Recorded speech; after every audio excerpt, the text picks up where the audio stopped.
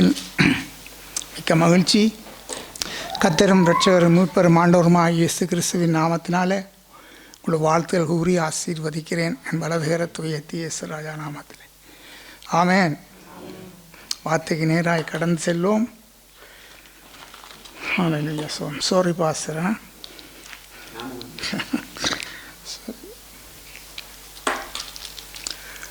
இன்றைக்கு தலையங்கமாக நீதிமொழிகள் 19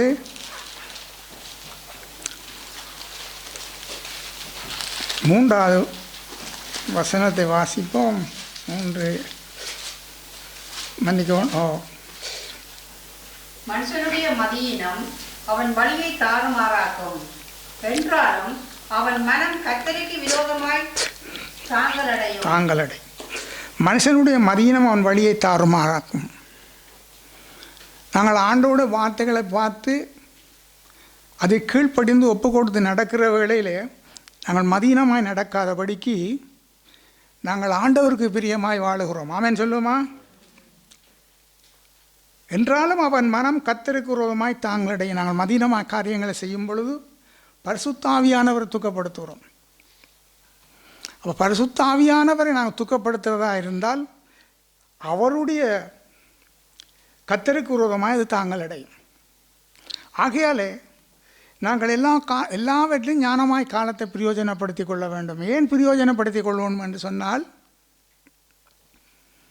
ஆத்துமா அறிவோடு நாங்கள் வாழ வேண்டும். ஆமேன் சொல்லுமா?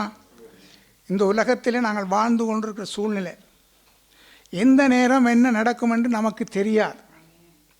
ஆகையாலே எல்லாவற்றுக்கும் ஆண்டவர் ஸ்தோத்திரம் சொல்லி, அல்லேலூயா, இந்த உலகத்தில் நடக்கிற ஒவ்வொரு காரியங்களை அல்லது எங்கள் குடும்பத்திலே எங்கேயோ என்ன காரியம் நடந்தாலும் அதை பார்த்து சோர்ந்து போகாதபடிக்கு, அதை பார்த்து முறுமுறுக்காதபடிக்கு நாங்கள் ஆண்டவருக்கு ஸ்தோத்திரம் சொல்லி பழக வேண்டும். அதை இன்றைய நாளிலே இருந்து நீங்கள் அதை பயிற்சித்து கொள்ளுங்கள். ஆமென் சொல்லுவோமா? அல்லேலூயா. அப்போ நாங்கள் ஸ்தோத்திரம் சொல்லும் பொழுது எங்களோட மாம்சத்தின் கிரியையும் அடங்கிறது, சத்துருடைய திட்டமும் விலகி போகிறது.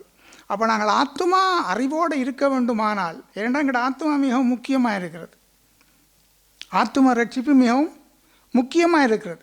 ஆகையாலே நாங்கள் ஆத்ம சிந்தியோடு எப்பொழுதும் நாங்கள் இருக்க வேண்டும். காலையில் எழும்பினால் மாலை வரையும் ஆத்மாவை குறித்து சிந்தியாக இருக்கணும். அதுக்காக வேலை செய்யக்கூடாது, சாப்பிடக்கூடாது, சமைக்கக்கூடாது என்றல்ல. ஆத்தும அறிவு எப்பொழுதும் நமக்குள்ளே இருக்க வேண்டும். ஆவியின் சிந்தை இருக்கும். 2 காரியத்தை நான் உங்களில் வேண்டிக் கொள்கிறேன், எனக்கும் தான் உங்களுக்கும் தான். ஒன்று, இன்றையில இருந்து எப்பொழுதும் உங்களோட சிந்தையிலே அது எழுதப்பட்டதா, இருதய பலையில் எழுதப்பட்டதா இருக்கட்டும். இன்று ஆண்டவர் வந்தால் நான் எங்கே போவேன்? இன்று ஆண்டவர் இயேசு கிறிஸ்து வந்தால் என் ஆத்துமா என்ன செய்யும்? மறுவப்படுமா? நான் போவேனா என்ற சிந்தையில் நாங்கள் இருக்க வேண்டும். இது மிக மிக முக்கியம். அடுத்ததாக, நான் இன்று மரித்தால் எங்கே போவேன் என் ஆத்மா? இந்த 2 காரியமும் நம்மிடத்தில் இருக்க வேண்டும். மிக மிக முக்கியமாக இருக்கிறது. ஆலோசனையாக நான் உங்களுக்கு சொல்கிறேன், ஆண்டவர் அதை விரும்புகிறார். அல்லேலூயா, ஸ்தோத்திரம். இந்த ஆத்மா அறிவை பற்றி நாங்கள் எப்பவும் கவனமாக இருக்கணும். அதுக்குத்தான் நாங்கள் சங்கீதம் 73 நாங்கள் காரியங்களை பார்ப்போம். சங்கீதம் 73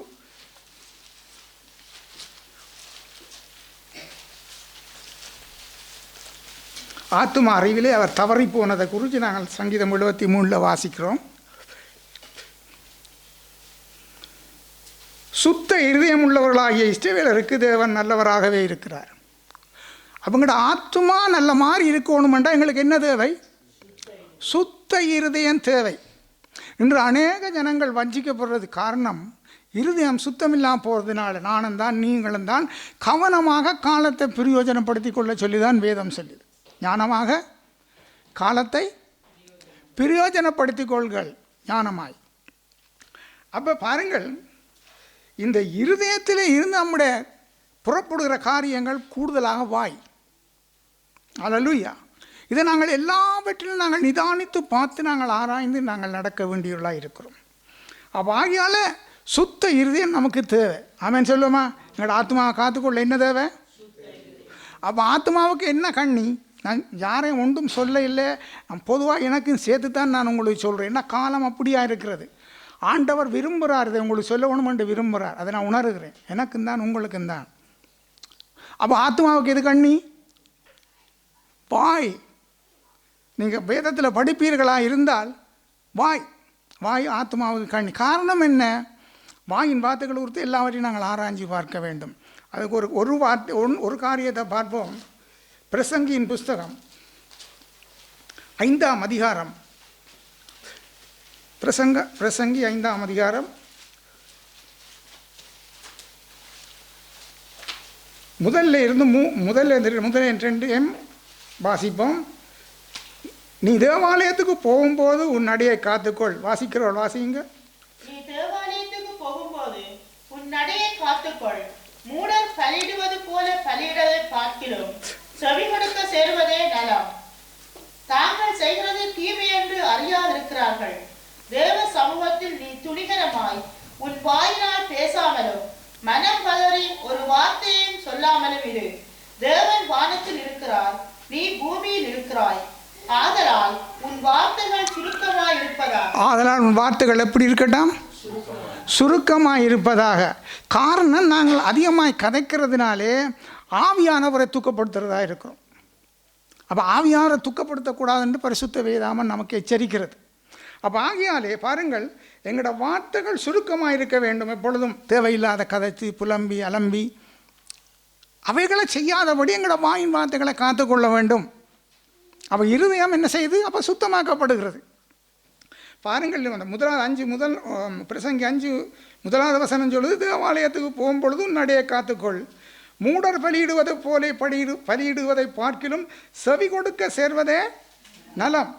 தாங்கள் செய்கிறது தீமை என்று அறியாதிருக்கிறார். அப்போ நாங்கள் தேவ ஆலயத்துக்கு போகும் பொழுது எப்படி இருக்கணுமா? நடையை காத்துக்கொள்ள வேண்டும். ஆமேன் சொல்லுவோமா? எங்களோட இருதயத்தை காத்துக்கொள்ள வேண்டும், எங்களோட வாயை காத்துக்கொள்ள வேண்டும். ஆமேன் சொல்லுவோமா? அடுத்தது, நாங்கள் அது தீமை என்று அறியாத காரணம் என்ன? தேவனுக்கு பயம் இல்லாதனால, அல்லாண்டுற வார்த்தை எங்களுடைய இருதயத்தில் பதிந்தில்லாதனால நாங்கள் சின்னத்தை தவறி விடுகிறோம். வேதம் சொல்லுது, அநேகர் போதர்களாகாதிருப்பீர்களாக. எனக்கும் தான் அநேக காரியத்தில் தவறுகிறார்கள், அவர்கள் கூட நியாயம் தீர்க்கப்படுவார்கள் என்று பார்க்கிறோம். ஆகையாலே நாங்கள் எல்லாவற்றிலும் காலமாக ஞானத்தை பிரயோஜனப்படுத்தி கொள்ளத்தான் வேதம் சொல்லுகிறது. தேவ சமூகத்தில் துணிகரமாய் வாயினால் பேசாம். எப்பொழுதும் இன்றைய சிந்தித்துக் கொள்ளும். ஒன்று, இன்றைக்கு நான் மரித்த அங்கே போவேன், இன்று ஆண்டவர் வந்தால் என் ஆத்துமா இங்கே போகும். மூன்றாவது, நான் ஆண்டவருக்கு விரோதமாய் துணிகரமாய் பாவம் செய்யாதபடிக்கு என்னை நான் காத்துக்கொள்ள வேண்டும். அவன் சொல்லுமா? அப்போ நன்மை தீமை என்பதை நாங்கள் அறியத்தக்கதாகத்தான் வேதம் நமக்கு கொடுக்கப்பட்டிருக்கு. நாங்கள் எல்லாம் வளர்ந்திருக்கிறோம். எங்களுக்கு தெரியும் நன்மை எது தீமை என்று தெரியும். எதனால் அறிந்திருக்கிறோம்? ஆண்டவருடைய வார்த்தையின் ஊடாக, பரிசுத்த வேதாமத்தின் ஊடாக நாங்கள் அறிந்திருக்கிறோம். நான் குழந்தை பிள்ளைகள் அல்ல. நன்மை எது தீமை எல்லாம் அறிந்திருக்கிறோம். ஆகையால் நாங்கள் நன்மை செய்யவே பழக வேண்டும், நம்மை பழக்கி கொள்ள வேண்டும். அப்போ இந்த காரியங்கள் நமக்கு இருதயத்தில் இருந்தால் தான் நாம் நடக்கலாம். அடுத்தது 6வது வசனத்தை வாசியுங்கள். பிரசங்கி 5:6. உன் மாம்சத்தை பாவத்துக்குள்ளாக்க உன் வாய்க்கு இடம் கொடாதே. அது புத்தி பிசகினால் செய்தது என்று தூதனுக்கு முன் சொல்லாதே. தேவன் உன் வார்த்தைகளினாலே கோபம் கொண்டு உன் கைகளின் கிரியை அடிப்பானே. பாருங்கள், இப்போ உங்களுக்கு நன்மை உண்டாக சொல்லுறேனா இல்லை தீமை உண்டாக சொல்லுறேனா? சொல்லுங்க. நன்மை உண்டாக வசனம் சொல்லுது. ஆண்டோட வசனம், பரிசுத்த வேதாமத்துக்காக ஒரு கரங்களை தட்டி ஆண்டோரை நாங்கள் மகிமைப்படுத்துவோம். அல்லேலூயா, ஸ்தோத்திரம். உன் மாம்சத்தை பாவத்துக்குள்ளாக உன் வாய்க்கு இடம் கொடுக்காதே. அப்போ நாங்கள் வாய்க்கு இடம் கொடுத்து ஆண்டவருக்கு பிரியமில்லாத பேசும் பொழுது என்ன செய்கிறோம்? பாவம் செய்கிறோம். அந்த பாவம் எங்களுக்கு மறைக்கப்படுது. அது தீமை என்று அறியாதிருக்கிறார்களே. அப்போ நன்மை தீமை என்பதை அறிந்து நாங்கள் நடக்கும்படியாகத்தான் வேதம் சொல்லுது. ஆண்டவன் சொல்கிறார், நன்மையும் வைக்கிறேன் தீமையும் வைக்கிறேன், ஜீவனையும் வைக்கிறேன் மரணத்தையும் வைக்கிறேன், நித்திய ரட்சிப்பையும் வைக்கிறேன் அழிவையும் வைக்கிறேன், பாதாளத்தையும் வைக்கிறேன் பரலோகத்தையும் வைக்கிறேன். இதை நீ தெரிந்து கொள்ளணும் என்று ஆண்டவர் கேட்கறது உண்டு. வேதத்தை நீங்கள் வேதத்தை படித்தா நீங்கள் அறியலாம். அப்போ ஆண்டவரே சொல்கிறார், நீ ஜீவனை தெரிந்து கொள், தீர்க்காயுசாயிரு, அல்லேலூயா, பல்லோர் ஆட்சியில் வந்து சேரு என்று ஆண்டவர் சொல்லுகிறார். ஸ்தோத்திரம், ஆண்டவருக்கு மகிமை உண்டாவதாக. பாருங்கள், தூதனுக்கு முன்பாக புத்தி பிசையினால் என்று சொல்லாத. அடுத்தது, தேவன் உன் வார்த்தையினாலே கோபம் கொண்டு. பாருங்கள், ஒரு சின்ன காரியம். நாங்கள் தேவன் என்ன செய்கிறோம்? கோபப்படுத்துகிறோம். தேவன் என்ன செய்கிறோம்? கோபப்படுத்துகிறோம். ஆகவே எல்லாவற்றிலும் நாங்கள் அமைதலாக இருக்க வேண்டும். அவன் சொல்லுமா, கோபம் கொண்டு உன் கைகளின் கிரியை அழிப்பானேன். அல்லேலூயா. ஆண்டவர் நம்மை அழைக்கவில்லை. அல்லேலூயா. அவர் தம்மை நமக்காக ஒப்பு கொடுத்தார் சிலுவையிலே. அவன் சொல்லுமா, அதுக்கு ஈடுணையற்ற அன்பு உலகத்தில் எங்கே இல்லை, நீ தேடினாலும் காண இயலாது. அவன் சொல்லுமா, அவ்வளவு அன்புள்ள தெய்வம். அதைத்தான் சொல்லுகிறார், வேதத்தில் சொல்கிறார், நான் உனக்கு முன்பாக ஜீவனையும் வைக்கிறேன், மரணத்தையும் வைக்கிறேன். நீ எதை தெரிந்து கொள்ள போற? ஜீவனை தெரிந்து கொள்ளணும் புத்தி சொல்கிறார். அல்லேலூயா. நாங்கள் ஜீவ வழிக்காகத்தான் அழைக்கப்பட்டிருக்கிறோம். ஆமென் சொல்லுமா, நித்திய ஜீவனை பெற்றுக்கொள்ளும்படியா. ஸ்தோத்திரம். இப்போ பாருங்கள், சங்கீதம் 73 செல்வோம். ஆண்டவருக்கு மகிமை உண்டாவதாக. ஸ்தோத்திரம். சங்கீதம் 73 செல்வோம்.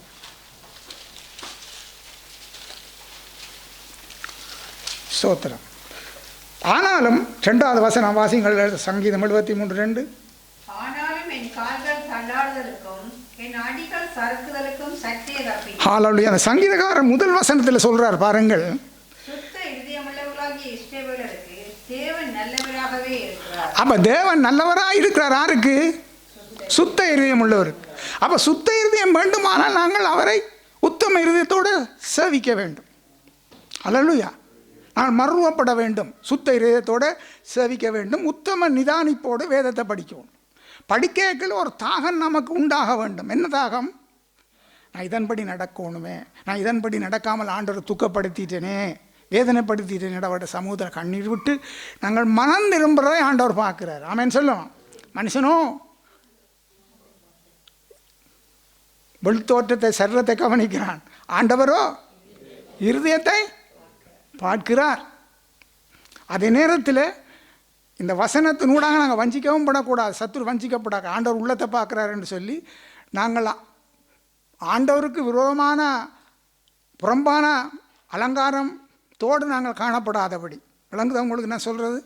எங்களோட உள்ளமும் நல்லா இருக்கணும், வெளிப்புற அலங்காரமும் தேவனுக்கு ஏற்றதாய் இருக்க வேண்டும். பானபடினாலே ஸ்தோத்திரம். சுத்த இருதயம் உள்ளவளாகிய இஸ்ரவேலருக்கு தேவன் நல்லவரா. அப்போ இஸ்ரவேலருக்கு மாத்திரமா? நாங்களும் இஸ்ரவேலின் காணி ஆட்சிக்குள்ளே கொண்டு வரப்பட்டிருக்கிறோம். ஹல்லேலூயா. அவருடைய இரத்தத்தினாலே மீட்கப்பட்டு கொண்டு வந்து சேர்க்கப்பட்டிருக்கிறோம். ஆகையாலே ஸ்தோத்திரம். அடுத்த வசனத்தை பாருங்கள். இப்பொழுது 3வது வசனம். துன்மார்க்கரின் வாழ்வை நான் காண்கையில் வீம்புக்காரராகிய அவர்கள் மேல் பொறாமை கொண்டேன். ஹல்லேலூயா. இப்போ பாருங்கள், அவர் என்ன சொல்கிறார்? துன்மார்க்கரின் வாழ்வை நான் காண்கையில் வீம்புக்காரராகி அவர் மேல் பொறாமை கொண்டேன். பொறாமை கொள்ளலாமா? நாங்கள் பொறாமப்படலாமா? இல்லை. பொறாமை மாத்திரமில்லை, அநேக காரியங்களை வேதத்தின் ஊடாக நீங்கள் ரோமர்கள் நிமிஷம் எடுக்க வேண்டாம், 1ஆம் அதிகாரம் அதில் கடைசி வசனத்தை வாசிங்கன்னா ஒரு மனுஷன் எப்படி வாழணுமென்று நமக்கு சகலவற்றையும் கொடுக்கப்பட்டிருக்கிறது. எப்படி வாழ வேண்டும், எப்படி கதைக்கணும், எப்படி பேசணும், எப்படி நாங்கள் நடந்து கொள்ளணுமென்று அங்கே கொடுக்கப்பட்டிருக்கிறது. அப்போ இங்கே பார்க்கிறோம், அவர் பொறாமை கொள்கிறார். பொறாமை கொள்கிறால் என்ன செய்கிறார்? அவற்றை கால் சறுக்குகிறது. கால் சறுக்கிறது. அப்போ எங்களோட கால்கள் நாங்கள் சறுக்கி அவரோட பாதையிலேருந்து போகாதபடிக்கு, சுய புத்தியின் மேல் சாயாதபடிக்கு, எப்பொழுதும் தேவனுக்கென்று நம்மை ஒப்பு கொடுத்து நாம் அவருக்கென்று கீழ்ப்படிந்து நடக்கிற வேளையில் எங்களோட கால்கள் சறுக்காதபடி நாங்கள் அவருடைய பாதையின் அவருடைய அடிச்சுவட்டிலே நாங்கள் நடக்கிறதுக்கு ஏதுவாக இருக்கிறது. ஆமென் சொல்லுமா. உங்களுக்கு மாத்திரமில்லை, எனக்கும் தான். ஹல்லேலூயா. ஸ்தோத்திரம். இப்போ பாருங்கள், முழு சங்கீதம் வாசிக்க நேரம் போதாது. ஸ்தோத்திரம். இதில் இப்படி அவர்கள் மேலே பொறாமை கொண்டு அவரையே நோக்கி பார்த்து, நாங்கள் அழைக்கப்பட்டிருக்கிறோம் சிலுவையை நோக்கி பார்க்க. ஆமென் சொல்லுவோமா. நாங்கள் அழைக்கப்பட்டிருக்கிறோம் பரிசுத்த வேதாமத்தின் வசனத்தை நோக்கி பார்த்து அதன்படி நடக்க அழைக்கப்பட்டிருக்கிறோம். ஆமென் சொல்லுவோமா. அப்போ இவர் என்ன செய்கிறார்? அந்த ஆண்டவரை பார்க்குறதுக்கு எதிராக உலகத்தை பார்க்கிறார், மற்ற மனிதர்களுடைய பார்க்கிறார், பொறாமை கொள்ளுகிறார். அதனாலே அவருடைய கால் முதலே 2வது வசனத்தில் சொல்கிறார், ஆனாலும் தள்ளாடுதலுக்கும் என் அடிகள் சறுக்குதலுக்கும் சற்றே தப்பிட்டு இப்போ நாங்கள் ஆண்டோட வசனத்தை விட்டு அவரோட பாதையை விட்டு நாங்கள் தவறும் பொழுது நாங்கள் தடுமாறுகிறோம், தள்ளாடுகிறோம், விழுகிறோம். ஹல்லேலூயா. ஆகையால் நாங்கள் தொடர்ந்து ஆண்டவருக்கு விழுந்து போகாதபடி இருக்கத்தான் இந்த ஆலோசனையை நான் தருகிறேன் உங்களுக்கு. ஆமென் சொல்லுமா? அப்படி பாருங்கள், இப்போ 12வது வசனத்தை வாசிங்க. இதோ இவர்கள் துன்மார்க்கர், இவர்கள் என்றும் சுக ஜீவிகளாய் இருந்து ஆஸ்தியை பெருக பண்ணுகிறார்கள். அடுத்ததையும் வாசிப்போம். நான் விருதாகவே என் இருதயத்தை சுத்தம் பண்ணி குற்றமில்லாமையிலே என் கைகளை கழுவினேன். பாருங்கள், அவர் பொறாமை கொண்டதினாலே, மற்றவர்களை நோக்கி பார்க்கறதினாலே என்ன செய்கிறார்? சொல்கிறார், விருதாவாகவே என் இருதயத்தை சுத்தம் பண்ணி. நீங்கள் நானும் அழைக்கப்பட்டிருக்கிறோம், மரண பரியந்தம் இருக்கும் வரையும் இருதயத்தை சுத்தமாக நான் காத்துக்கொள்ள. இவர் தவறுனபடி தான் சொல்கிறார், விருதாவாகவே நான் இவ்வளோ வாழுகிறேன், என்னத்தை கண்டேன், ஒன்றும் எனக்கு நடக்க இல்லையே. சிலர் சொல்வார், உங்கள் போய் என்னத்தை கண்டாய், அவர்களுக்கு தெரியல சத்தியம். ஆனால் உங்களுக்கும் எனக்கும் சத்தியம் என்றால் என்னென்று தெரியும். நாங்கள் நித்திய ஜீவனுக்காக அழைக்கப்பட்டிருக்கிறோம். ஆமென் சொல்லுமா? அந்த நினைவு நமக்குள்ளே இருக்க வேண்டும். பாருங்கள், சுவஜீவிகளாக இருந்து ஆஸ்தியை பெருக பண்ணுறார்கள். வேதம் சொல்லுகிறது, மற்றவர்கள் செல்வவான்களாய் வாழ்ந்தும் ஒரு சனப்பொழுதில் பாதாளத்தில் இறங்குறார். ஒரு சனப்பொழுதில் பாதாளத்தில் இறங்குறார்கள்.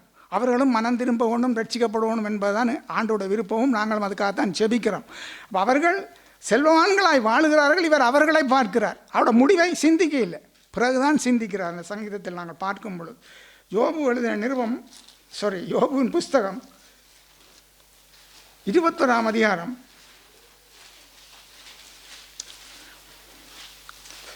13வது வசனம், 651வது பக்கம். அவர்கள் செல்வவான்களாய் தங்கள் நாட்களை போக்கி ஒரு சனப்பொழுதிலே பாதாளத்தில் இறங்குகிறார்கள். அவர்கள் செல்வவான்களாய் நாட்களை போக்கி ஒரு சனப்பொழுது என்ன செய்கிறார்கள்? பாதாளத்தில் இறங்குகிறார்கள். ஆனால் உங்களுக்கும் எனக்கு முன்வைக்கப்பட்டிருக்கிறது பரலோகம். ஹல்லேலூயா. அதான் ஆண்டவர் கேட்குறார், பரலோகத்தையும் வச்சுக்கிறேன், பாதாளத்தையும் இருக்கு. எதை நீ தெரிந்து கொள்ள போகிறாய்? நீ அழைக்கப்பட்டது பரலோகத்துக்கு, நீங்களும் நானும் அழைக்கப்பட்டது பரலோக ராஜ்யத்துக்கு. நாங்கள் எப்பொழுதும் ஆவிக்குரிய சிந்தையில் இருக்கணும். ஆமென் சொல்லுவோமா? நான் இல்லைன்னு பேசுகிறதே ஆண்டோட கிருபை. எனக்கு இருக்க போராட்டம் எனக்கு ஆண்டவரும் தெரியும். ஹல்லேலூயா. சோத்திரம். இங்கே வரும்பொழுது கூட சத்துரு எவ்வளோ போராடினான், ஆனால் ஆண்டவர் கொண்டு வந்தார். ஹல்லேலூயா. அதுக்கும் கூட நீங்கள் இருந்தால், நீங்கள் ஜெபிக்கிறீர்கள், பாச ஜெபிக்கிறார், எல்லாரோட ஜெபங்களை கேட்டு ஆண்டவர் கொண்டு வந்து நிறுத்தியிருக்கார். இப்படி பேச வைக்கிறாரே, சோத்திரம். அட சுத்த கிருபை. அதுக்கு நான் நன்றி உள்ளவனாக இருக்க வேண்டும். ஆமென் சொல்லுமா? பாருங்கள், ஆஸ்தியை பெருக பண்ணுகிறார்கள். நான் விருதாவாகவே என் இருதயத்தை சுத்தம் பண்ணி குற்றம் இல்லாமலே என் கைகளை கழுவினேன். நீங்கள் நானும் குற்றம் இல்லாமல் வாழும்பொழுது யாருக்கு பிரயோஜனம்? தேவனுக்கு பிரயோஜனமா? எங்களுக்கு தான். ஹல்லேலூயா. அவர் சந்தோஷப்படுகிறார். நாங்கள் நீதியில் நடக்கும் பொழுது அவர் என்ன செய்கிறார்? சந்தோஷப்படுகிறார். ஹல்லேலூயா. ஸ்தோத்திரம். அடுத்தது பாருங்கள், 15-16 வாசிப்போம். சர்வ வல்லவரை நாம் சேவிக்க அவர் யார்? அவரை நோக்கி ஜெபம் பண்ணுவதனாலே நமக்கு பிரயோஜனம் என்ன என்கிறார்கள்.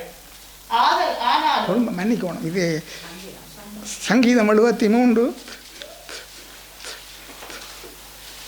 இவ்விதமாய் பேசுவேன் என்று நான் சொல்வேன். ஆனால் இதோ உம்முடைய பிள்ளைகளின் சந்ததிக்கு துரோகியானேன்.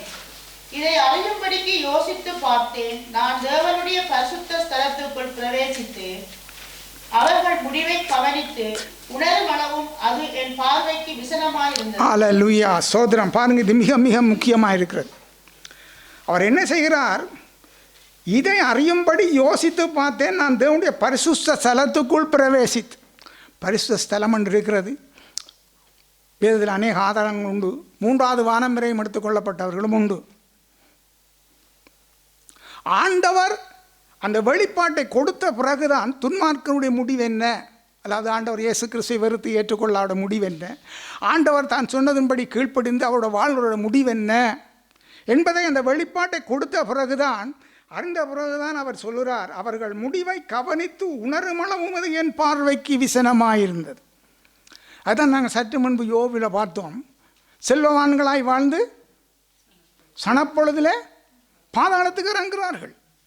உங்களையும் என்னையும் பாதாளத்துக்கு இறங்க ஆண்டவர் அழைக்கவில்லை. ஹல்லேலூயா. உங்களையும் என்னையும் நித்திய ஜீவனை தெரும்படியாய்த்தான் அழைக்கிறார். அதுக்கு நாங்கள் சரியாக பாத்திரராக நடந்து கொள்ள வேண்டும். சுவிசேஷத்துக்கு பாத்திரராக நடந்து கொள்ள வேண்டும். கலாத்தியர்கள் எழுக்க வேண்டாம். கலாத்தியர்கள் நிருபத்தில் பார்க்கிறோம், கிறிஸ்துவின் சுவிசேஷத்தை புரட்ட மனதாக இருக்கிறார்களே அல்லாமல் வேறொரு சுவிசேஷம் இல்லை. வேறொரு சுவிசேஷத்தை பிரசங்கித்தால் அவன் சபிக்கப்பட்டவனாக இருக்க கடவன். அப்போ இயேசு கிறிஸ்துட சுவிசேஷம் அல்லாத எதையும் நாங்கள் கை கொண்டால் அல்லது அதுக்கு மனம் திரும்பினால் நமக்கு ஆசீர்வாதமாக சாபமா? சாபம். சாபத்தை யாரும் விரும்புகிறார்களா? இல்லை. எங்களை ஆசீர்வதிக்க வேறு அழைத்திருக்கிறார். ஹல்லேலூயா, ஸ்தோத்திரம். பாருங்கள், அடுத்த 18 வாசிப்போம். 73 சங்கீதம் 73:18. நிச்சயமாகவே நீர் அவர்களை சறுக்கலான இடங்களில் நிறுத்தி பாழான இடங்களில் விழ பண்ணுகிறீர். ஹல்லேலூயா, சோதரன். அங்கே முடிவை பார்த்து தான் அவர் இப்போ என்ன செய்கிறார்? மனம் திரும்பி 21ஆம் வசனத்தை வாசிங்க. இப்படி என் மனம் கசந்தது, என் உள்ளிந்திரியங்களினாலே குத்துண்டேன். அவர் அந்த வெளிப்பாட்டை கண்ட பிறகுதான் பரிசுத்த ஸ்தலத்தில் பிரவேசித்து ஆண்டவராக இயேசு கிறிஸ்து அல்லாதவருடைய முடிவை கண்ட பிறகுதான் அவர் உணர்கிறார். உள்ளுந்திரியங்களிலே குத்தப்படுகிறார். மனம் கசந்து. எப்படி? நாங்களோட தீங்குக்காய் மனசாப்படார். சங்கீதக்காரன் தன் தீங்குக்காய் மனசாப்பட்டார். என்ன தீங்கு? பொறாமைப்பட்டதினால இவ்வளவு நடந்தது. மனசாப்படுறார், கசந்து கொள்ளுகிறார். அதே போல் நீங்கள் நானும் எங்களோட தீங்குக்காய் மனஸ்தாப்படும். எப்பொழுதும் அனுதினமும் இன்றைய நாளில் இருந்து அந்த பூமியில் வாழும் வரை அங்கே எப்படி சங்கீதக்காரன் மனம் கசந்தார், அதே போல் நாங்களும் செய்த தவறுகளுக்கு உணர்ந்து ஆண்டவர் தன் மனம் திரும்பினால் ஆண்டவர் அதை ஏற்றுக்கொள்வார். ஆமென் சொல்லுவோம். வேதம் அவர் சொல்கிறார், தீமை தன்னுடைய தீங்குக்காய் மனஸ்தாபடுற இதயம் உண்டோ என்று பார்க்கிறார். ஹல்லேலூயா, ஸ்தோத்திரம். அடுத்ததாக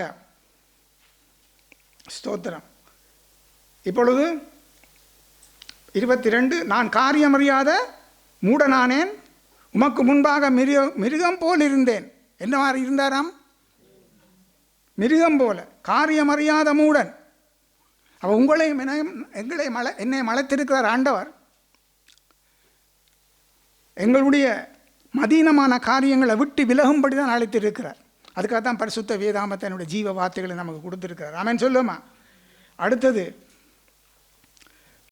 இப்போ சொல்லுகிறார் பாருங்கள், 24, 25.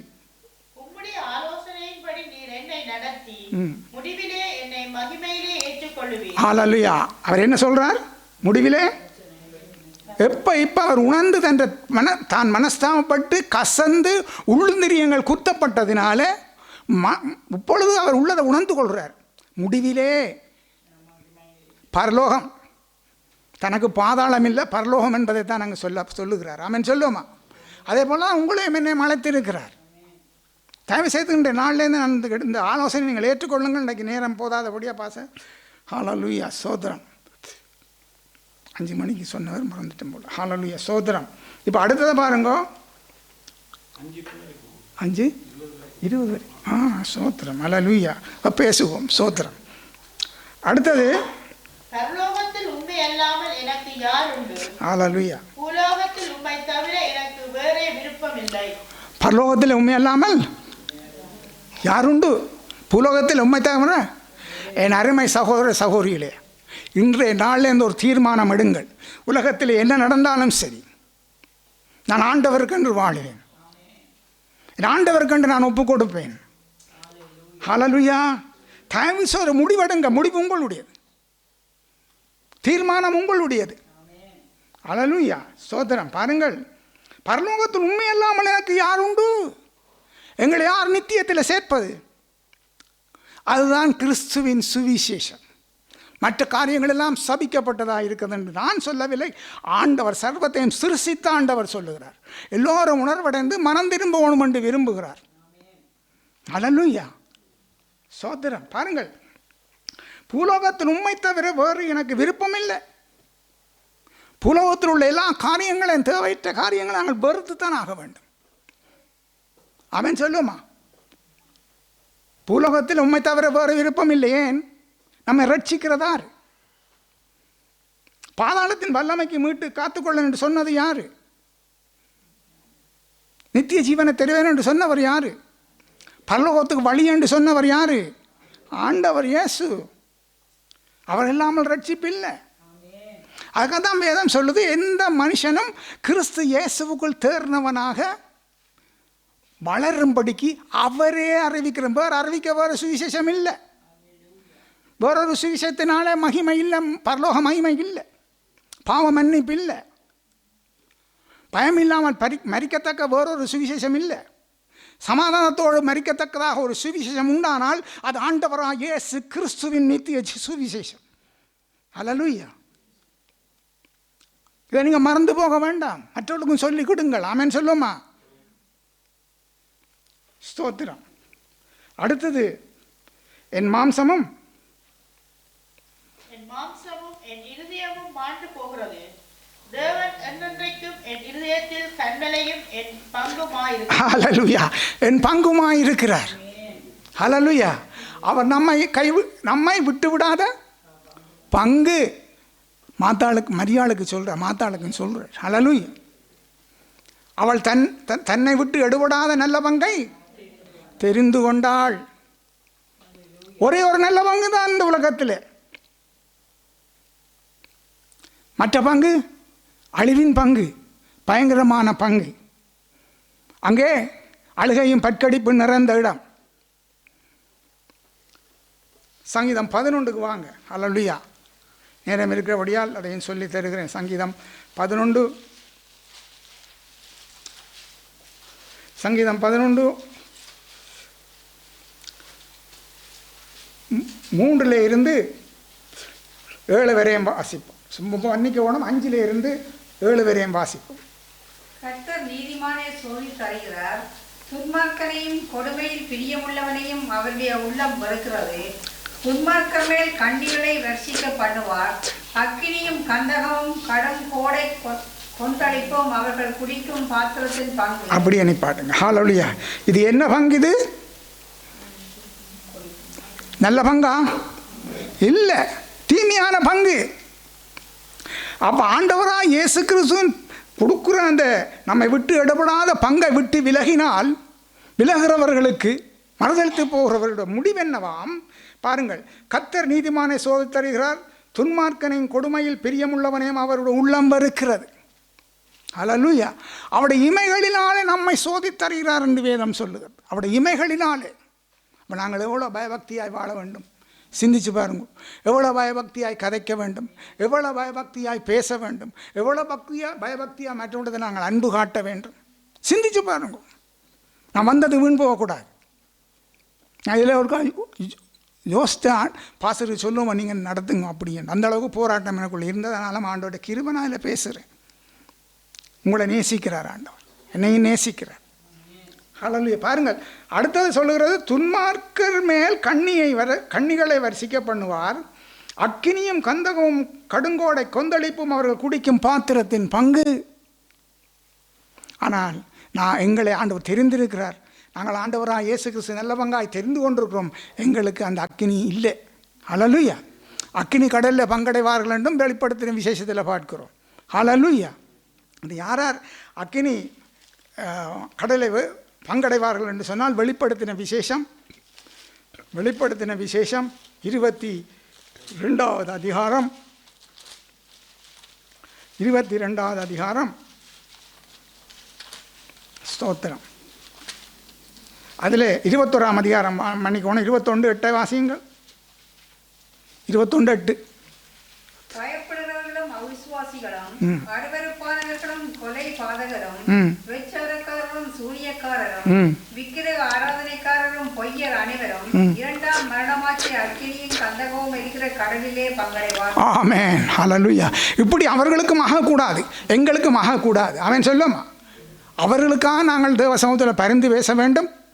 அவளுக்கு சத்தியம் சுவிசேஷம் அறிவிக்கப்படுது, இதனூடாக கூட அறிவிக்கப்படுகிறது. ஆமேன் சொல்லுவான். கேட்கிறவர்கள் காதுள்ளவர்கள் கேட்க கடவர்கள், மனம் திரும்புகிறவர்கள் மனம் திரும்ப கடவர்கள்.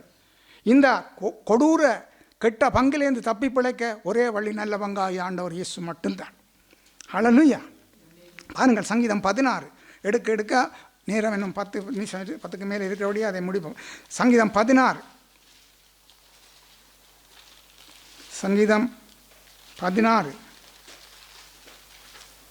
அதிலே 5-6 வாசிப்போம். கர்த்தர் என் சுதந்திரமும் என் பாத்திரத்தின் பங்குமானவர். என் சுதந்திரத்தை தேவரீர் காப்பாற்றுகிறேன். நேர்த்தியான இடங்களில் எனக்கு பங்கு கிடைத்தது. ஆம், சிறப்பான சுதந்திரம் எனக்கு உண்டு. ஹல்லேலூயா. அப்படியானால் ஆண்டவராகிய இயேசு கிறிஸ்துவை நாங்கள் ஏற்றுக்கொள்ளும் பொழுது நல்ல பங்கை நாங்கள் பெற்றுக்கொள்கிறோம். நல்ல பங்காகி அவரை பெற்றுக்கொள்கிறோம். அப்போ பெற்றுக்கொண்டால் எங்களுக்கு ஒரு சுதந்திரம் இருக்குது. என்ன சுதந்திரம்? நித்திய சுதந்திரம், வாழாத சுதந்திரம். ஹல்லேலூயா. பரலோக சுதந்திரம் நமக்கு கொடுக்கப்பட்டிருக்கு. பிள்ளை என்கிற அப்பா என்கிற உறவின் சுதந்திரம் நமக்கு கொடுக்கப்பட்டிருக்கிறது. இதை நீங்கள் மறந்து போகக்கூடாது. கிறிஸ்தவ வாழ்க்கை ஏனோ தானோ ஒன்று வாழ்கிறது அல்ல. ஹல்லேலூயா. சபைக்கு வந்துட்டு மாத்திரம் போனாலன்றல்ல, அதான் நாங்கள் பிரசங்கியில் வாய்ச்சி காண்பிச்சேன். அவன் சொல்லுமா, உங்களோட எனக்கு எந்த கோபமும் இல்லை, நீங்களும் பரலோகம் போகணும், நானும் போகணும், அதான் என்னுடைய வாஞ்சை. ஹல்லேலூயா. ஸ்தோத்திரம். பாருங்கள், அவர் சொல்லுறார், கர்த்தர் என் சுதந்திரமும் என் பாத்திரத்தின் பங்கு, என் ரட்சிப்பின் பங்கு. ஹல்லேலூயா. என் சுதந்திரத்தை தேவரீர் அவர் தான் காப்பாற்றுகிறார். இந்த நீதிமான்களுக்கு விரோதமாய் பட்கடிக்கிறவர்களுக்கு விரோதமாக ஆண்டவர் அதுவும் சங்கீதத்தில் வருகிறது. சொல்லுகிறார், அவனுடைய நாள் வருகிறதென்று அவர் நகைக்கிறாராம். அவனுடைய நாள் வருகிறதென்று அவர் நகைக்கிறாராம். ஆனால் உத்தமன் செம்மையானவன், அவரால் உத்தமமாக்கப்பட்டு செம்மையாய் நீதிமானாக்கப்படுகிறவனுடைய சுதந்திரம் காக்கப்படுகிறது என்று சங்கீதம் 37 வாசிக்கிறோம். ஆமென் சொல்லுமா. ஹல்லேலூயா. சோதரம். அடுத்தது, எனக்கு ஆலோசனை தந்த கர்த்தரை துதிப்பேன். காலங்களிலும் என் உள்ளிந்திரியங்கள் என்னை உணர்த்தும். அந்த உள்ளிந்திரியங்கள் உணர்த்தப்பட்டபடியே தான் சங்கீதம் 73 சங்கீதக்காரன் சொல்லுகிறார், நான் உள்ளிந்திரியங்களில் குத்துண்டேன். அவர் வெளிப்பாடுகளை கண்ட பிறகு உங்களுக்கும் எனக்கும் வெளிப்பாடுகள் தரப்பட்டிருக்கிறது. அவர் மரித்தார், அடக்கம் பண்ணப்பட்டார், உயிர்த்தெழுந்தார், ஜீவிக்கிறார், சதா காலங்களிலும் ஜீவிக்கிறார், வரப்போகிறார், பாதாளத்தின் திறவுகோலும் மரணத்தின் திறவுகோலையும் உடையவராய் இருக்கிறார் என்று ஹல்லேலூயா நமக்கு எழுதப்பட்டு வேதம் சொல்லுகிறது. மேகம் போன்ற இத்தனை திரளான சாட்சிகள் நம்மை சூழ்ந்திருக்க செய்தாரே அந்த ஆண்டவர். நீங்கள் நானும் சோர்ந்து போகாதபடி அவரை உறுதியாய் பற்றி கொண்டு எல்லாவற்றுக்கும் சோத்திரம் சொல்லி எங்களோட வாழ்க்கையின் ஓட்டத்தை ஓடி முடிக்க அநேக வெளிப்பாடுகளை தந்திருக்கிறார். ஆமென் சொல்லுமா. வேதத்தை படியுங்கள். ஹல்லேலூயா. அதான் மேகம் போன்ற இத்தனை திரளான சாட்சி. மேகத்தை பார்த்தார் இல்லைன்னு சொல்ல முடியுமா? நான் மேகம் இல்லைன்னு சொன்ன என்ன சொல்வேன்? முட்டாள் எண்ணுவீர்கள். ஹல்லேலூயா. அதுக்கு ஆண்டவர் ஒப்புட்டு பேசுகிறார். உண்மையான சாட்சி, ஜீவனுள்ள சாட்சிகளாக இருக்கிறது. அடுத்ததாக, எனக்கு ஆலோசனை தந்த கர்த்தரை துதிப்பேன். ஆலோசனை கர்த்தர், வல்லமுள்ள தேவன், சமாதான பிரபு, நித்திய பிதா, இம்மானுவலர். ஹல்லேலூயா. வல்லமுள்ள தேவன் ஆண்டவர் இயேசு கிறிஸ்து இந்த பூமியில் பிறக்கைக்கு முதல் ஏசாயா தீர்க்கதரிசன புஸ்தகத்தில் தீர்க்க தரிசனமாய் சொல்லப்பட்டிருக்கு. அதை ஆண்டவர் நிறைவேற்றினார். ஆலோசனை கர்த்தர் உங்களுக்கும் எனக்கும் ஆலோசனை தந்திருக்கிறார். அவர் தந்த பிரதானமான வாக்குத்தத்தம் நித்திய ஜீவனை தருவேன் என்பது. அவர் வாக்கு மாறாதவர். உலகத்தின் முடிவறிய இந்த மிதோ சகல நாட்களில் நான் கூடவே இருக்கிறேன் என்றவர் கூட இருக்கிறார். ஹல்லேலூயா. சோத்திரம். பாருங்கள், சோத்திரம். இப்பொழுது சங்கீதம் 73 செல்வோம். ஹல்லேலூயா. சோத்திரம். சங்கீதம் 73 செல்வோம். சோத்திரம். சங்கீதம் 73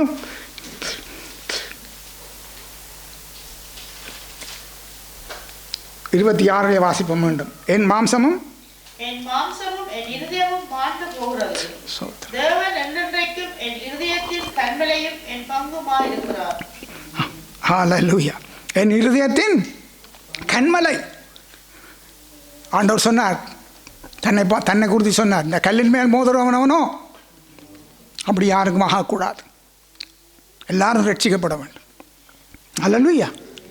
அந்த வசனத்தை நாங்கள் தெரிந்து கொள்ள வேண்டும். அடுத்தது, என் பங்கு மாறாத பங்கு, கைவிடாத பங்கு. உங்களுடைய ஆத்மாவும் என் ஆத்மாவும் ஆண்டவருக்குள்ள அடைக்கலமாக இருக்கிறது. கிறிஸ்துவுடனே எங்களுடைய ஜீவன் மறைந்து இருக்கிறது. அவர் வெளிப்படும் பொழுது எங்கள் மறுரூபமாக்கப்படும். அல்லேலூயா. சற்று அதுக்கு முதல் நாங்கள் மறிப்போமா இருந்தாலும் எங்கள்கிட்ட ஆத்மாவிடத்தில் போவோம். இது எங்கள் இருதயத்தோட பேசி பேசி படுக்கையில் எழுந்திருக்க வேதம் சொல்லுது. படுக்கையில் படுத்திருக்கிற வேளையிலும் பேசி, எழுந்திருக்கிற வேளையிலும் பேசி, அவைகளை தியானம். அப்போ தான் எங்களுக்கு ஒரு பலன் பெறும். அப்போ தான் எங்களுக்கு ஒரு உற்சாகம் பெறும். அப்போ தான் மரண பயம் பெறாது. அல்லேலூயா. இல்லாவிட்டால் நடக்கிற காரியங்களை பார்த்தால் பயம் உண்டா? அந்த பயத்தை தப்பி பிழைக்க ஒவ்வொரு முறையும் சோத்திரம் சொல்லிடுங்க. ஆமென் சொல்லுமா? தப்பி பிழைக்க ஒரு வழி சோத்திரம் தான் நான் கண்டு கொண்டது. ஏனென்றால் நாங்கள் தேவையில்லாத சிந்திக்க போக நம்முடைய சிந்தையை சத்துரு தொடாதபடி அதில் பார்த்து கொள்ளணும். ஆமென் சொல்லுவோமா? ஸ்தோத்திரம். இப்போ பாருங்க, 27, 28 வாசிப்போம். உம்மை விட்டு தூரமாய் போகிறவர்கள் நாசம் அடைவார்கள். உம்மை விட்டு சோரம் போகிற அனைவரும் சந்தரிப்பீர். எனக்கோ தேவனை அண்டிக் கொண்டிருப்பதே நலம். நான் உமது கிரியையெல்லாம் சொல்லி வரும்படி கர்த்தராகிய ஆண்டவர் மேல் என் நம்பிக்கையை வைத்திருக்கிறேன். ஆமென். ஹல்லேலூயா. சோத்திரம். இது இவருக்கு எப்படி அந்த வெளிப்பாட்டை கண்ட பிறகுதான் அவருக்கு இருக்கிறதான ஒரு புதிய பலனும் புதிய சந்தோஷமும் புதிய உற்சாகமும் உண்டாகிறது. சங்கீதக்காரன் சொல்கிறார், உம்மை விட்டு தூரம் போகிறவர்கள் அப்படி யாரும் நாசமாக போகக்கூடாது. நாங்கள் யாரையும் திட்ட முடியாது, சபிக்க முடியாது. சபிக்கிறவர்களை ஆசீர்வதி, துன்பப்படுத்துவதற்காக செபி, மனப்பூர்வமாய் மன்னி. இதுதான் வேதத்தின் சத்தியம் புதிய ஏற்பாட்டில். ஹல்லேலூயா. சோத்திரம். பாருங்கள், சோரம் போகிற அனைவரையும் சங்கரிப்பீர். நியாய தீர்ப்பு. அவர் தன்னுடைய வெள்ள சிங்காசனத்தை நியாய தீர்ப்பு கண்டு ஆயத்த பண்ணி வச்சிருக்கிறார். கீழ்ப்படியா விட்டால் அது நடக்கும். அவர்களும் மனம் திரும்பணும், நானும் மனம் திரும்ப வேண்டும். ஹல்லேலூயா. உங்களை ஆண்டவர் அழைச்சவர் உண்மையுள்ளவர், பயப்பட வேண்டாம். எல்லாவற்றுக்கும் சோத்திரம் சொல்லுவோம். ஆமென் சொல்லுவோமா? இன்றைக்கு நான் சொன்ன அவனுடைய கிருபையில் சொன்னோம் ஆலோசனையின்படி எங்களோடு பேசிக்கொள்வோம். இன்று மரித்தா எங்கே போவேன், இன்று ஆண்டவர் வந்தால் எங்கே போவேன். ஹல்லேலூயா. இதை சிந்திச்சு கொள்ள வேண்டும். மிக முக்கியம். எத்தனை வெளிப்பாட்டை நமக்கு தந்திருக்க வரலாற்று சாட்சி, சரித்திர சாட்சி எத்தனை. 28, எனக்கோ தேவனை அண்டிக் கொண்டிருப்பதே. இப்போ சொல்கிறார் என்ன? நான் விருதாவாகவே என் கையை கழுவினேன், விருதாவாகவே பரிசுத்தமாக வாழ்கிறேன், விருதாவாகவே தேவையில்லாத காரியங்களை, சினிமா அது தேவையில்லாத விட்டு வாழ்கிறேன் என்று சொன்னவர் என்ன சொல்கிறார்? இப்போ தேவனை அண்டிக் கொள்வதே நலம். உங்களுக்கும் எனக்கும் அதுதான் ஒரு நலம். ஆமென் சொல்லுவோமா? அடுத்தது, நான் உமது கிரியைகள் எல்லாம் சொல்லி வரும்படி. இப்போ பாருங்க, சுவிசேஷத்துக்கு வாரார். ஒரே ஒரு சுவிசேஷம் தான். வானத்தின் கீழங்கும் பூமியின் மேலங்கும் ஜனங்களிடையே ஒரே ஒரு சுவிசேஷம். யாருடைய சுவிசேஷம் சொல்லுங்க? கிறிஸ்து இயேசுவின் சுவிசேஷம். அதை இந்த உலகத்தில் புரட்டித்தான் இன்றைக்கு அக்கினியை நோக்கி செல்கிறார்கள் அநேக ஜனங்கள். அறியாமையினால். ஆண்டவர் சொன்னார், அறியாமையினாலே என் ஜனங்கள் சங்காரம் ஆகிறார். வேதத்தின் மகத்துவத்தை எங்களுக்கு எழுதி தந்தார். நாங்களும் ஒரு காலம் அற்பமாக எண்ணினோம், பாவத்தை நேடி ஓடினோம், உலகத்துக்கு ஏற்ற விதமாய் வாழ்ந்தோம். ஆண்டோட கிருபை நம்ம ரட்சித்தது. கொடிய துன்மார்க்கனாய் நான் இருந்தேன். உங்கள் மனச்சாட்சியை பாருங்க. ஹல்லேலூயா. மற்றவர்களுக்காக ஜெபிப்போம். கர்த்தராகிய ஆண்டவர் மேலே நம்பிக்கையை வைத்து, உங்களோட நம்பிக்கை, என்னுடைய நம்பிக்கை யார் மேலே? கர்த்தர் மேலே, ஆண்டவராகிய இயேசுவின் மேலே நம்பிக்கை. நம்ம வெட்கப்படுத்தாத நம்பிக்கை. ஹல்லேலூயா. நான் மாம்ச சிந்தையில் மாத்திரம் வீணாக இருமாப்பு கொள்ளக்கூடாது. நீங்கள் வேதத்தில் படித்தால் மாம்ச சிந்தையில் வீணாக இருமாப்பு கொண்டிருக்கிறவனும் உங்கள் பந்தய பொருளை இழந்து போகும்படிக்கு நீங்கள் வஞ்சிக்கப்படாதபடி எச்சரிக்கையாக இருங்கள் என்று கொலோசியர்கள் நிருபத்தில் பார்க்கிறோம். ஹல்லேலூயா. மாம்ச சிந்தையினால் வீணாக இருமாப்பு சத்தியத்தை கீழ்ப்படுகிறதில்லை. ஆண்டவர் இயேசுவை பரியாசம் பண்ணுறது. ஹல்லேலூயா. ஆனால் கடைசி காலத்தில் நான் நேற்று முன்னாள் பார்த்த செய்திகளின்படி ஆண்டவர் நாமம் அதிகமாய் மகிமைப்படுகிறது. ஹல்லேலூயா. அவர் நாமம் உயர்ந்து கொண்டு வருகிறது. ஹல்லேலூயா. ஆகையால் நான் கர்த்தரை அவர் மேல் நம்பிக்கையாக இருக்கணும். அவரை அண்டிக் கொள்வதே நமக்கு. அப்போ மாம்ச சிந்தையில் நாங்கள் வீணாய் இருமாப்பு கொள்ள கூடாது. அது என்ன செய்யுமாம்? நம்முடைய பந்தய பொருளை இழந்து போவோம். அதே அந்த வசனத்தை வாசித்து முடிப்போம். கொலோசியர் வாசித்து முடிக்க நேரம் சரியாக இருக்குது. 3 நிமிஷம் இருக்குது, டக்காண்டு ஓடுவோம். கொலோசியர் 2:19. மாயமான தாழ்மையிலும் தேவ தூதர்களுக்கு செய்யும் ஆராதனையிலும் விருப்பமுற்று காணாதவைகளிலே துணிவாய் நுழைந்து தன் மாமிச சிந்தையினாலே வீணாய் இருமாப்பு கொண்டிருக்கிற எவனும் உங்கள் பந்தய பொருளை நீங்கள் இழந்து போகும்படி உங்களை வஞ்சியாதிருக்க பாருங்கள். இது பெரிய ஒரு சப்ஜெக்ட். அது இன்னொரு முறை பாப்பம் சந்தர்ப்பம் கிடைச்சால் ஆண்டவரோட கிருபை இருக்கும் என்று நான் நினைக்கிறேன். அது ஆராதனைகளை குறித்து இருக்கிறது. இன்றைக்கு அநேகரெல்லாம் வழிமாறி போகிறார்கள். எத்தனை விதமான ஆராதனை வேதத்தில் இருக்குது. இது தேவர்களுக்கு செய்யும் ஆராதனை. அது இப்போ நேரம் பத்தாது. இப்போ நான் என்ன சொல்கிறேன் என்றால், தன் மாம்ச சிந்தையினால் வீணாயிருமாம்பு கொண்டிருக்கிறவனும் ஆண்டவர் இயேசு கிறிஸ்துவை விட்டு வழி தவறி கொண்டு போகிற உபதேசங்கள், மனுஷனுடைய மாம்ச சிந்தை மரணம். ஏன் இயேசு விட்ட போறியல்? இயேசு தேவையில்லை. சத்தியம் அறியாததினாலே.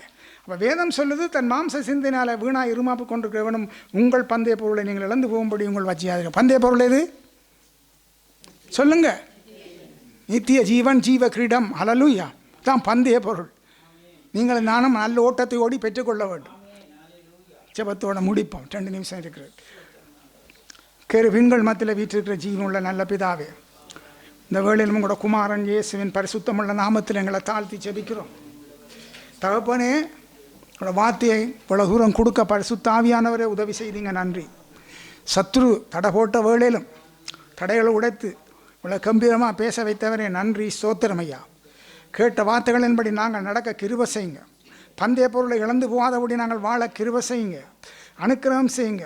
எங்களை விட்டு எடுபடாத நல்ல பங்கை நாங்கள் உறுதியாய் பற்றி கொண்டு வாழ கிருபை செய்யுங்க. அனுக்கிரகம் செய்யுங்க. இது யாரெல்லாம் எங்கெல்லாம் கேட்கிறார்களோ அவர்கள் எல்லாரும் ரட்சிக்கப்படட்டும். தடைகள் நீங்கட்டும். ஆசீர்வதிக்கப்படட்டும். உங்களோட வார்த்தையின் வல்லமை ஒவ்வொருடத்திலும் இறங்கட்டும். ஆண்டவரே, உங்களோட வார்த்தை மகிமைப்படட்டும், புகழப்படட்டும். அற்புதங்கள் அதிசயங்கள் நடக்கட்டும் உங்களோட வார்த்தையின் வல்லமையினால். ஹல்லேலூயா. சத்துருட கோட்டைகள் இடிக்கப்படட்டும். ஆண்டவரே அப்பா, உங்களோட நாமம் உயர்ந்திருக்கட்டும் ஐயா. ஏசப்பா, ஜனங்கள் அறியாத ஜனங்கள் ஆண்டவரே மாண்டு போகிறார்கள் ஐயா. கூடவே இருங்க, வழி நடத்துங்க. இயேசு ராஜா நாமத்தினாலே நல்ல பிதாவே. ஆமென், ஆமென், ஆமென். ஹல்லேலூயா.